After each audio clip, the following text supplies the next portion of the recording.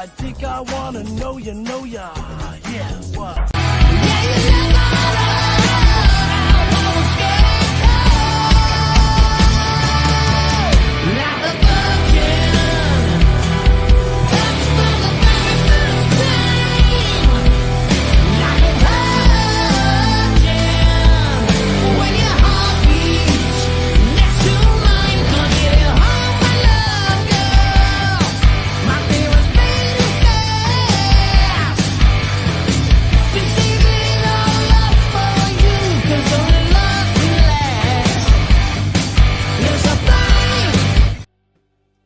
You're so fine, Brandon. Welcome, ladies and gentlemen, boys and girls, and all the children of the universe to the 23rd edition of First Time. Wait, no, that's not the name of the show. Long time, first time movie watches. I flip-flopped it and reversed it. Not sure which number here. That's a direct quote from Missy Elliott. Brandon, how you doing tonight? Terrible. I got no belt. Well, got no tag belt. Me too. Barely watched any movies. Yeah. Life sucks. I watch movies. But I got All right, well, Sour Patch welcome Kids. to the emo episode of Long Time First Time. Actually, did you know cats are the leaders in cancer? If you once you hear my second movie, you'll be like, oh yeah, definitely emo. Oh no. Well, let's hear your first movie though. Let's also talk about, I guess, what the show is. It's a call-in show. We are an hour early tonight, so hopefully people are aware and will tune in. If not, this might just be a me and you show. I don't know. That's your fault, Brandon. But talk about the first movie. The U.S. and Canada below. I'm about to put it in the chat.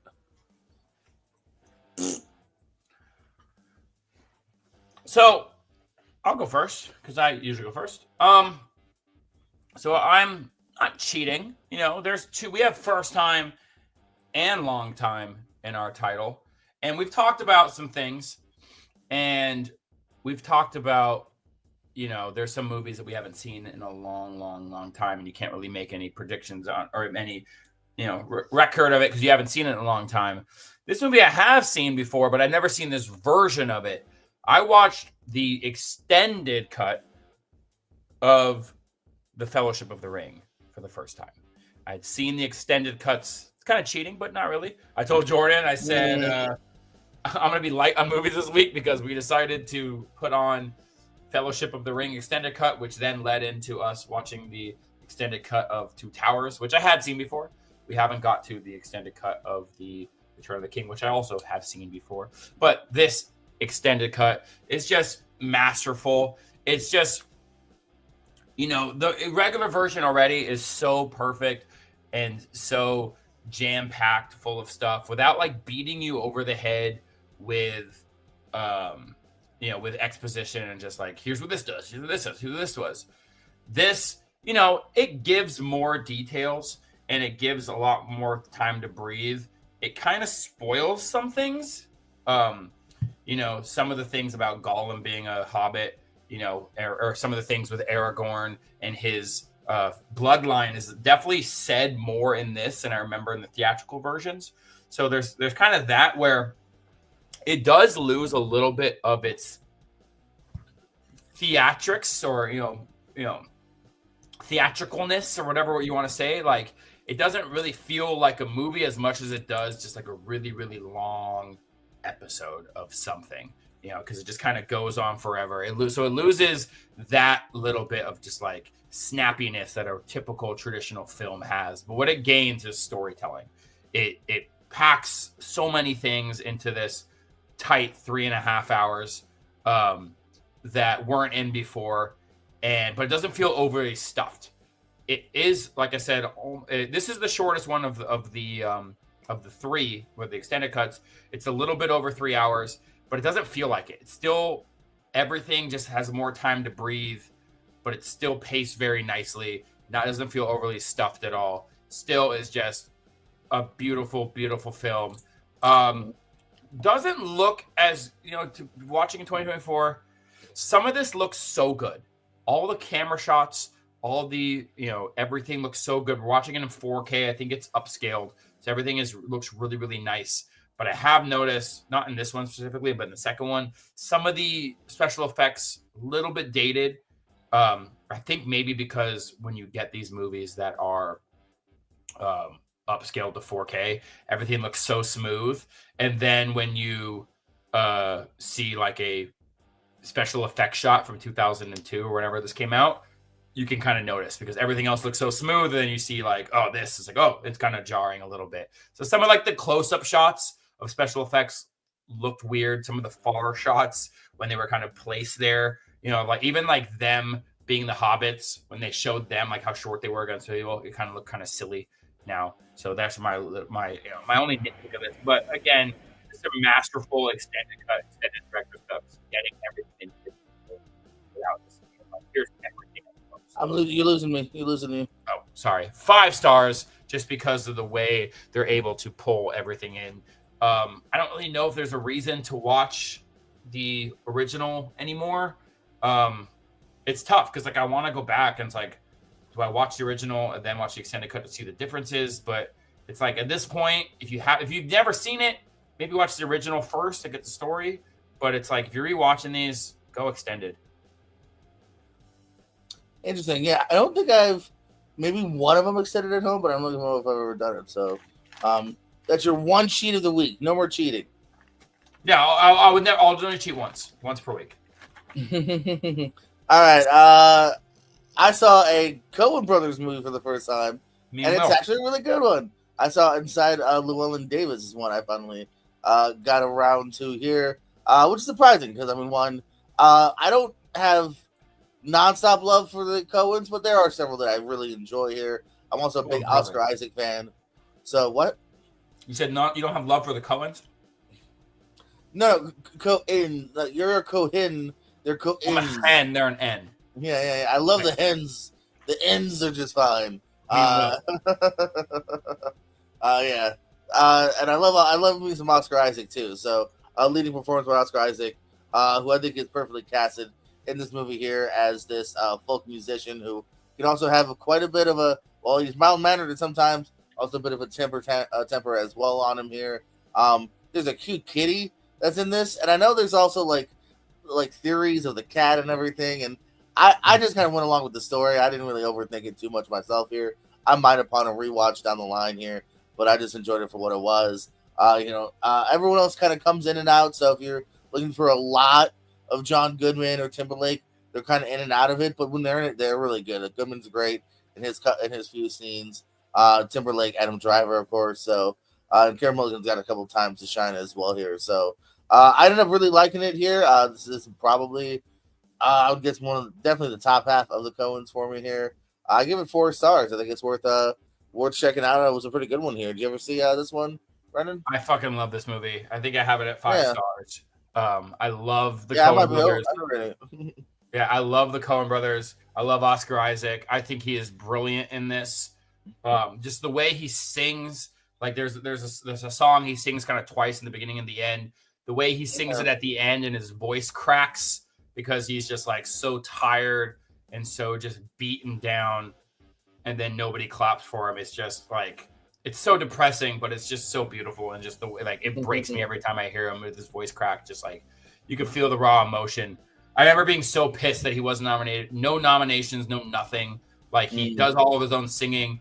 It didn't get any love really at Best Picture, but it got some sound editing. But I was just looking up to see who else was nominated for Best Actor to see because I remember being so mad. But I mean, McConaughey, Dallas Buyers Club, DiCaprio, Wolf of Wall Street, Ejiofor, 12 Years a Slave, Bruce Dern, Nebraska, Christian Bale, American Hustle. So pretty stacked list. So maybe maybe flipping Christian is the only one I would suggest. But that's the only thing I would do is maybe swap with Christian. But yeah, it's a stacked year. But yeah, I love this movie. It's so sad, so depressing, but I just fucking love it, and I love folk music, and the soundtrack is just phenomenal.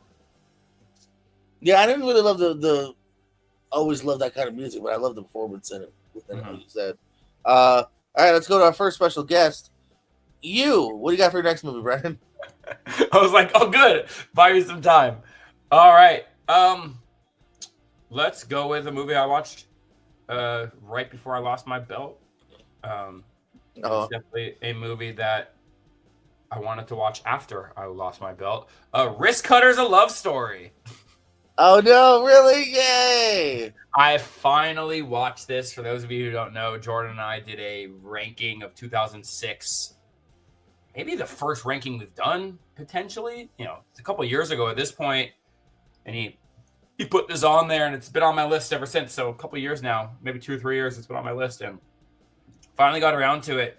And I love this style of movie, like this, like 2000s indie road trippy, like kind of love story. Like they don't really do them anymore, but they should pop up occasionally. But I love like this style of movie, like this. It's kind of a funny story. These depressing little like independent films, and this is great.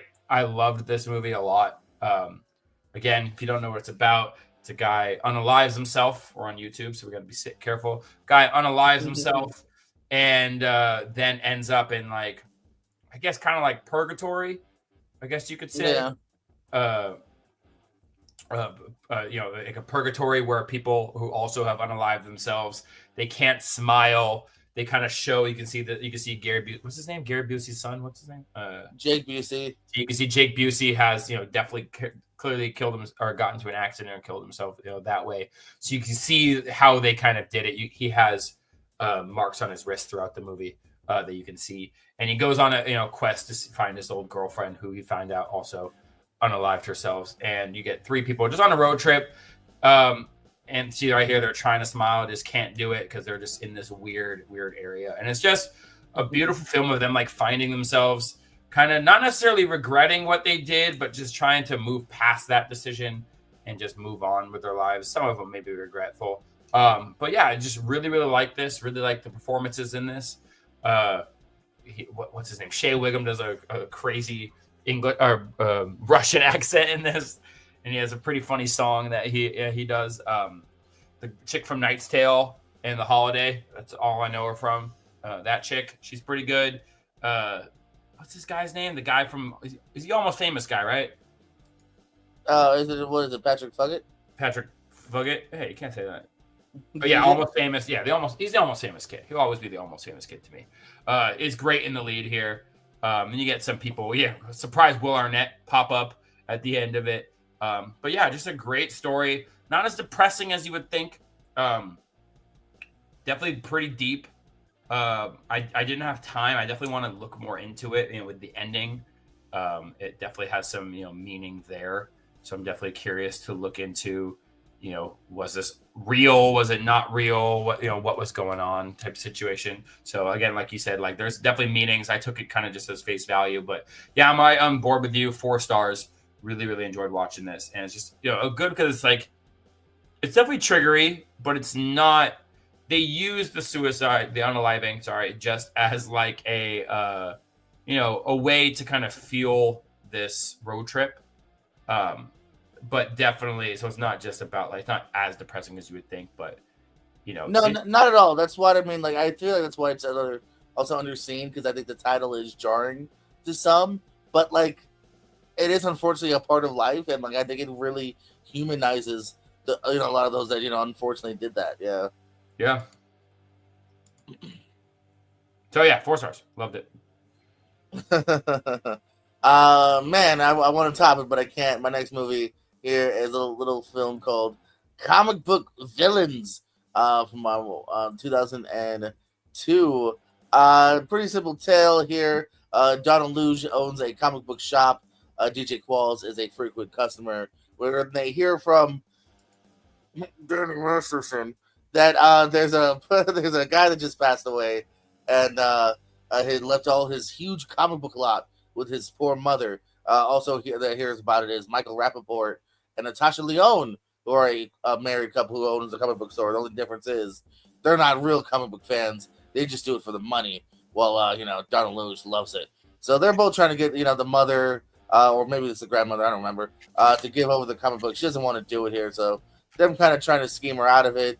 DJ Qualls gets intercepted into it as well. He actually ends up having a nice relationship with the older lady here. And, yeah, that's kind of the gist of it as well. You get a bit of a badass Carrie Elways also gets hired and brought into the story. It's interesting seeing Carrie Elwes playing a bit of a badass as well. It has a good enough cast, a good enough premise that I was at least interested to see where it was going, but I didn't love where it ended for sure. I didn't love the kind of climax of the story here. It's never all that funny either, unfortunately, too.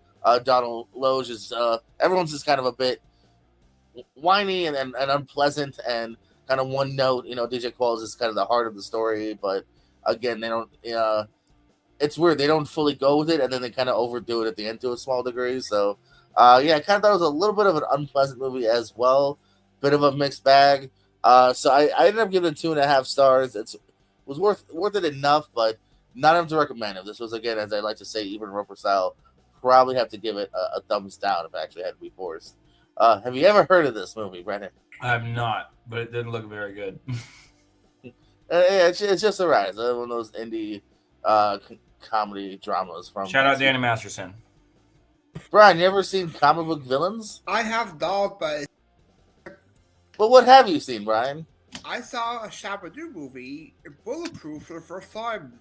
Finally, I Hey. almost watched that today. well, Tato almost watched that too. yeah. For me, it finally came off easier for me. I did enjoy the chemistry with David Wayans and Sandler. Sandler playing like not the role you see him in the 90s for 90s filmography. I did enjoy some of the humor, especially the hotel scene where he's distracting David Wayans a lot. James Cole plays a decent villain. I did enjoy the twist where you find out David Wayans. I haven't seen it. I won't spoil then. It's a decent movie for Sandler. I gave it 3 stars for me. All my go-tos. No, you're not too far off. I might be nice and bump it to that 3.5 because, Adam Sandler is definitely a bit Sandler Shabba-Doo-ish. I do like the fact that this is kind of his one real forte.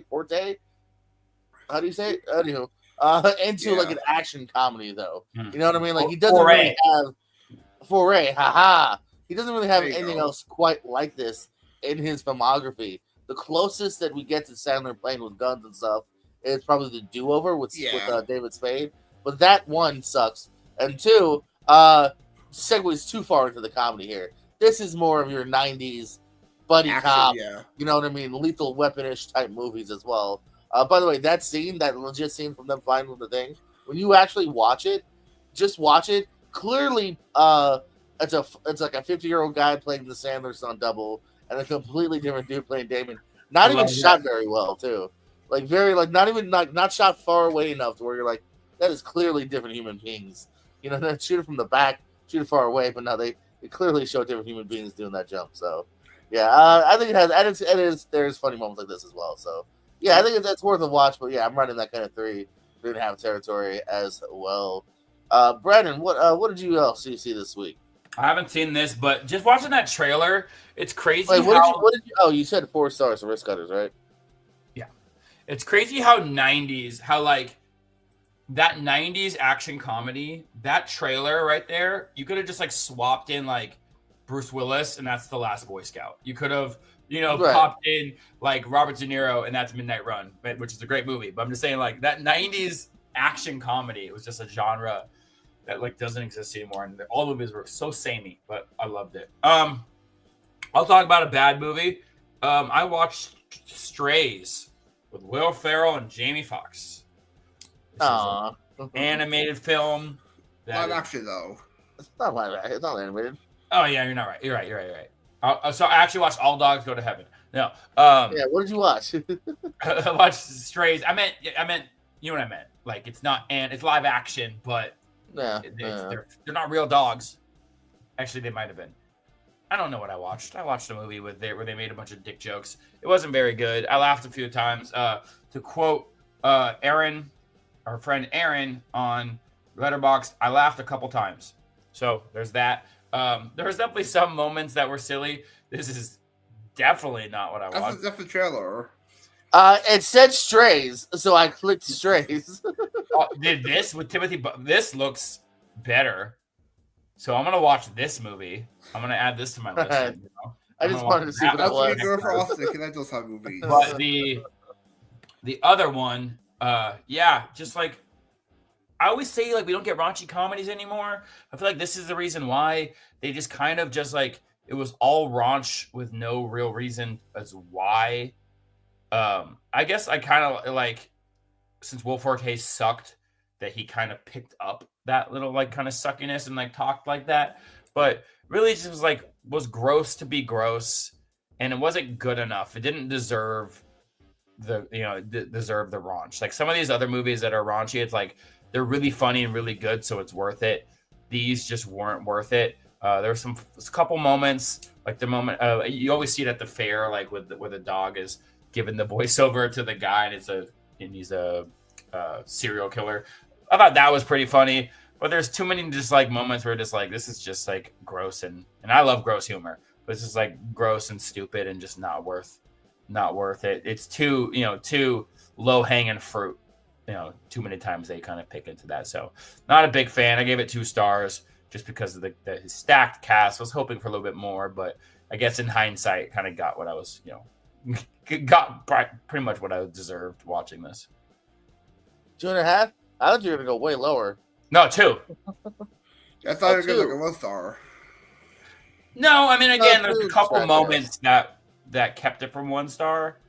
1 star has to be bad, like real bad. This is just not funny. I probably like it a little bit more. Yeah, it's kind of a one joke movie to a large degree. Kind of like almost like Sausage Party, although Sausage Party does have a little more going for it. But like, yeah, I don't know. I also like oddly enough, I've seen it twice. I've actually rewatched it too. Like I think it's a very easy, dumb, turn your mind off movie. Mhm. But not that that's a huge recommendation. Brian, what are your thoughts on Strays? I enjoyed it. Has a few laughs. I love the cameo by Dennis Quaid as the bird watcher. Probably like a good ASAP questions in your future. And I did enjoy. I think you said that already. I'm not doing that. Now I'm not doing it just because you said it to me too much. You can't say it on air because then you can't do it. Yeah, and also has a few laughs there, especially the way dogs do in public areas. So I feel laughs there. But yeah, again, it's it's one joke, like literally the whole movie. Hey, Brandon, remember talking about good old 90s action comedies? Yeah, what'd you watch? Did you watch The Last Boy Scout? I watched the... No, I've seen that already. I watched a different one, though, with a badass and a badass woman. I watched The Long Kiss Goodnight for the first time.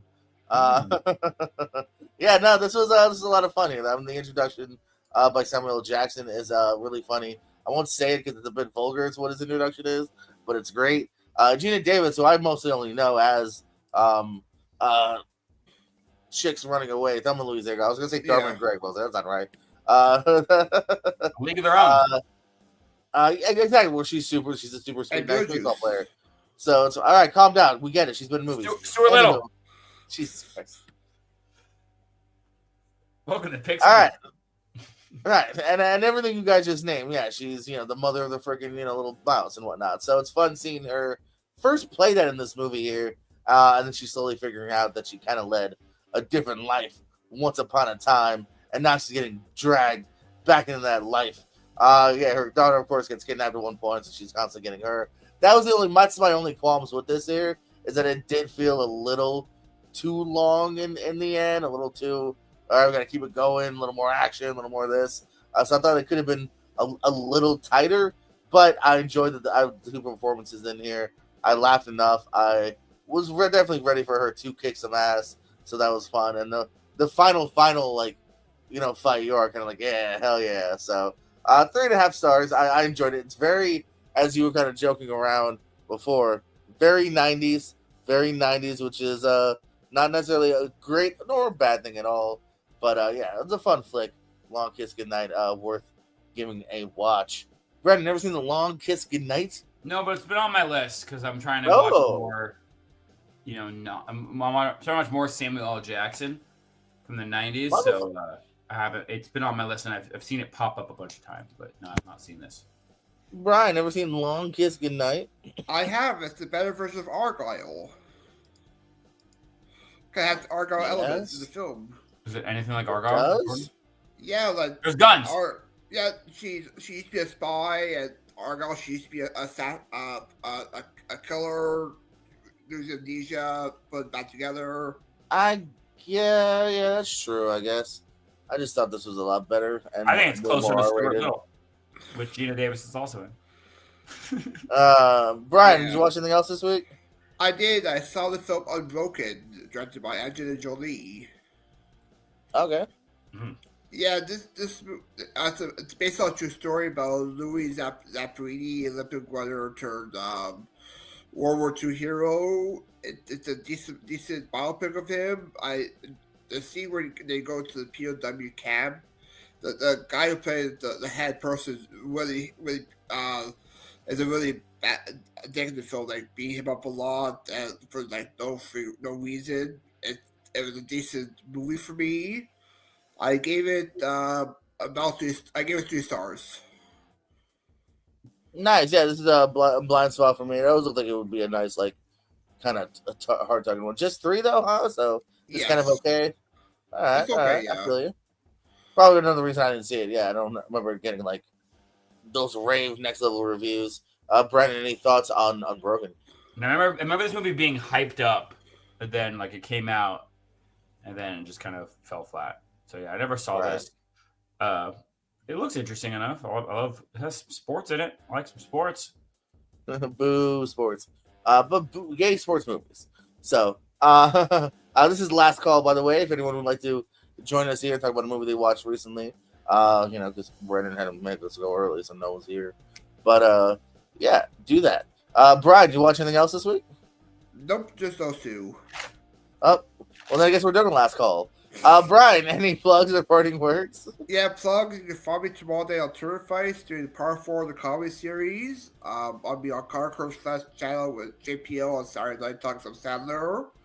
Multiplex, Lights on Trivia, Don't Pickle Movie Network, and TBNT Trivia. Brandon, any plugs or parting words? Again, if you're watching, want to join us, you got a few more seconds. Lights Out Trivia. Don't watch anything over there. I'm done. I'm retiring. Never see me ever again. I actually told Tato that I want Diaz and Nussbaum in a 2-on-1 handicap match to take out some aggression. So I want to just squash the crap out of someone. But yeah, watch that, I guess. I have a trios match actually dropped today. Great match. You should watch that, actually. What else? That's pretty much it. I'm about to lose to Eric on Monday, but that you won't see that for a couple weeks. But I'll probably lose to. I'll spoil it. I'll probably lose to him. So I'll probably lose to some other people too. And yeah, go USA, boo Canada. They're about to drop the puck in about 20 minutes. That's why we're early. Oh, you made me go early for sports reasons. It's a final. Hey, it's a final. Boo. But yeah, the movies we all watched this week. Brian, a double 3-er this week for Brian for Bulletproof and Unbroken. I give my favorite review of the week, Inside Llewellyn Davis, 4 stars. Comic Book Villains 2.5, and Longest Goodnight 3.5. Brandon, what'd you do? I rated Inside Llewellyn Davis 5 stars because I love that movie. I watched What? extended cut of Lord of the Rings, The Fellowship of the Ring for the first time, and I watched the other extended cut. That was the one I was missing. I watched Risk Cutters, A Love Story, and I watched Strays. Yeah. And keep following us here on the Periscope. Stay tuned. Right around 9:00, we're actually having another tournament match, so that the singles tournament is still continuing on here. As Brian mentioned, what is it? What channel Saturday? Concourse Flesh Channel. I don't remember his name of it. Yeah, whatever that is. Follow us because me and Brian love Sandler, and it's And been a Tori couple Anderson weeks since we too. talked Tune into Sandler. Brand So, Jeopardy dropping soon when I decide to finally host it. Yeah. I got some weird our shit. in my brain. Survivor over at TBNT. I believe next week I'll be fighting Richie over at Common Wrestling Trivia, so that'll be fun. And yeah, hey guys, like, subscribe, tell a friend, tell an enemy, and don't forget that we love you more than you'll ever know. No, don't do it, Brandon. Demonetized. I don't know. Oh. I don't have an intro.